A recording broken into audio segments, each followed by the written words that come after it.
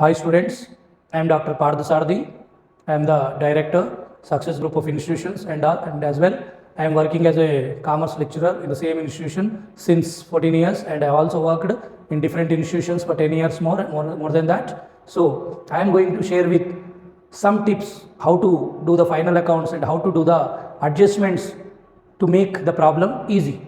So we will start now. Okay. So here the final accounts we are going to have 20 marks question from the final accounts chapter. Here we are going to have in every problem minimum 4 to 6 adjustments. So we have to do, as we know that all adjustments are going to have two effects, as we have two sides of the hand, like that two adjustments we are going to have. We should remember while doing the problem compulsory 2 times we have to adjust the adjustment. Okay, so here the first one we are going to have closing stock. Generally closing stock 90% in the problems will give in the adjustments. Sometimes in the problem heading itself he will give the adjustment as closing stock. We should read thoroughly where the closing stock is there. So if the closing stock is not there, it's okay, but 99% of the adjustments will have closing stock. Closing stock will be recorded in the trading account credit side, trading account credit side, and then balance sheet asset side. So here you understand two adjustments. One is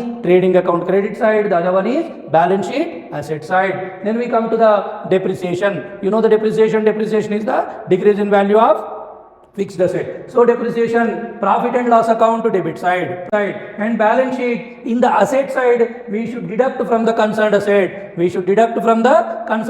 For example, depreciation on furniture. What we have to write? The depreciation on furniture in the debit side of the profit and loss account, as well in the balance sheet asset side, furniture minus depreciation. So we have to deduct the depreciation from the concerned asset. If you have furniture, deduct from furniture. If you have depreciation on machinery, deduct from the machinery. If you have depreciation on building, deduct from the building, like that. And then coming to appreciation. Depreciation is quite opposite to depreciation, which is increase in value of fixed asset. Here what we do, because it is an income, increase in value means income, hence we are writing profit and loss account credit side,